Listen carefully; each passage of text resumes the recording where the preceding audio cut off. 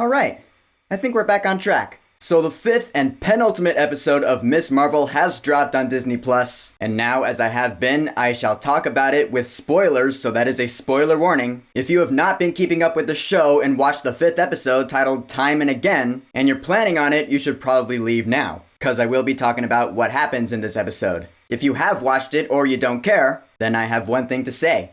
Hello there. I made a rhyme. Alright, so in the last few episodes, I have been complaining about how slow the show has been. We're getting a lot of backstory and a deep dive into the Pakistani culture behind Kamala's powers. And sure, it has been intriguing, but at the same time, I've been like, alright, can we just get to the superhero stuff already? And last week I said, alright, we're going into Act 3 now, getting ready for the finale, so let's kick the show into high gear. And then this episode started, and more backstory. And I swear, with this episode more than ever, I was definitely feeling both things. Because, alright, we're back in the 40s, and here we actually learn more about Aisha herself. We're getting the story of how she met the man who would become her husband, Hassan, and how they started a family. And at first, I was like, oh my god, we're still learning stuff with the backstory? Alright, now I'm getting impatient, come on. But at the same time, I was intrigued, I'm not gonna lie. I like seeing the story of Aisha and Hassan, and I think it's because we're finally getting some answers about this mysterious woman, Aisha, who we've been hearing about throughout the entire season. And even by the end of this episode, we still don't know too much about this Noor dimension that she and the clandestines come from, which I also like, by the way. Keep it mysterious. And so, yeah, Aisha comes from wherever she comes from. She meets Hassan. It reminds me of the beginning of Aquaman with Queen Atlanta, meeting Thomas Curry. It's pretty much the same thing.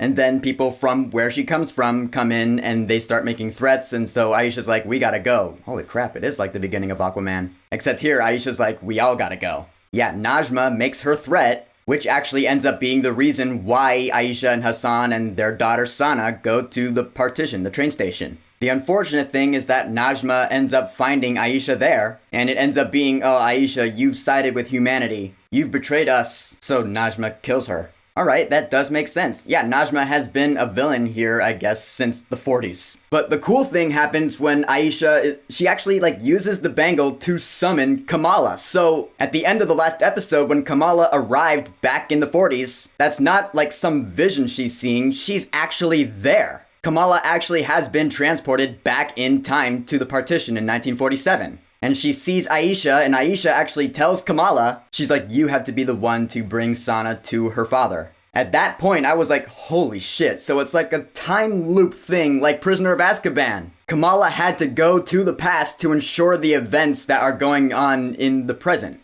Which, yeah, of course, I will point out that does kind of fuck with how time travel works in the Marvel Cinematic Universe, as was established in Avengers Endgame and Loki and the whole multiverse thing. I guess the way I justify it is this whole loop thingy was supposed to happen. That's how this timeline was supposed to go. I guess, I don't know. Again, these are small details that I can let slide in favor of good emotional storytelling, which this absolutely is if you ask me. Because Kamala finds Sana and she's like, alright, I'm gonna direct you back to your father. And so yeah, it turns out Kamala was the one who created that trail of stars that she was told about. I thought that was really cool. It was a really good plot twist, and it was really cool to see. And so once Sana is reunited with her father, they get on the train, and then Kamala is transported back to the present, somehow.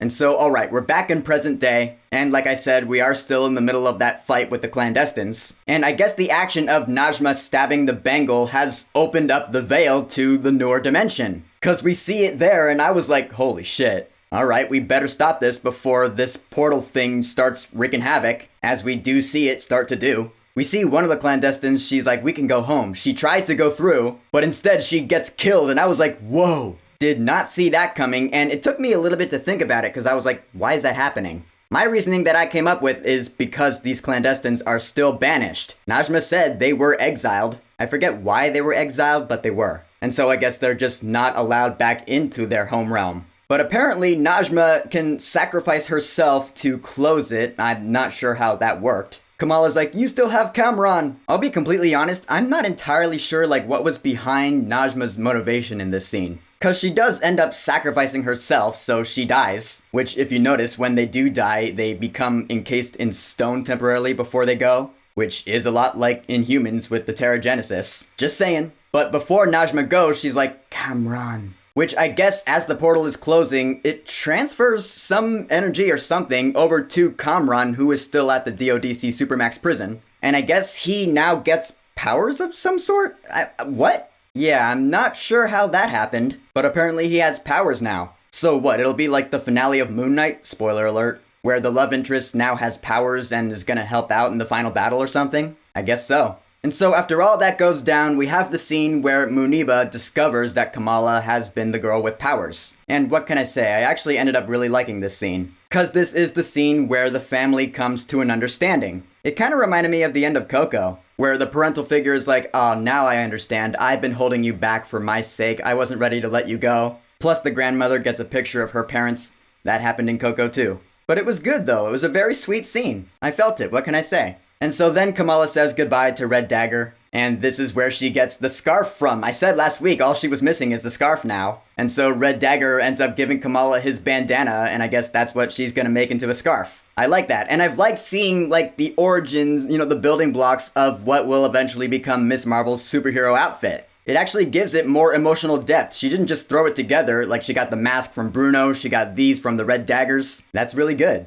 And even at the end of that scene where Muniba picks up the necklace, and she's like, this is Kamala's, it broke. And it's that lightning symbol, I was like, what necklace is that? It was weird, I didn't recognize it at all. But I guess that'll culminate in next week's finale. Can't wait to see that. And so the episode ends back in Jersey City, where somehow, against all odds, Komron ends up finding Bruno. I seriously have no idea how, first of all, how he got to Jersey City, and secondly, how he found Bruno, whose name he finally learned correctly. And I'm pretty sure they're never going to explain that, but whatever. And really quick sidetrack about Bruno, because I've heard some fans compare him to Peter Parker. They're like, oh, he's pretty much just grade B Peter Parker. It's funny, like, when he first came on in the show, I actually never thought of that. I don't know why, because it is pretty true. I mean, I wouldn't call him grade B Peter Parker, because I do think Bruno Corelli is a pretty good character. And of course, I know the story of how Matt Linz originally did audition for Peter Parker in the MCU, so that's ironic. And so now, I guess, despite being extremely jealous that Komron snagged Kamala away from him, Bruno's gonna help him out because the DODC attacks, and that's where the episode ends. And I actually thought this ending was, like, really abrupt. Almost to the point where I feel like it wasn't supposed to end there, but they just had to for time's sake or something. Because it was like, oh, drone, boom, oh, you have powers too? Explosion, cut to black.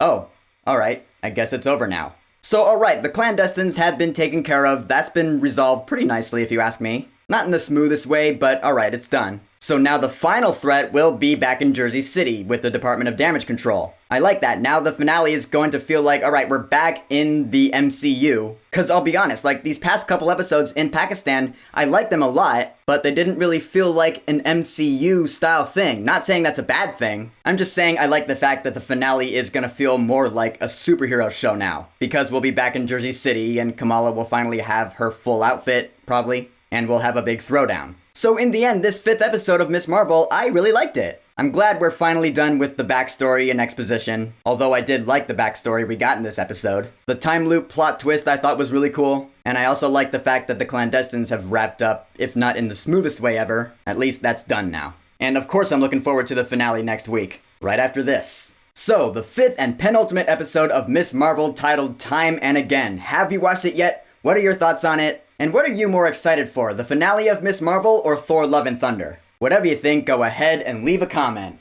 And of course, thank you for subscribing. Peace!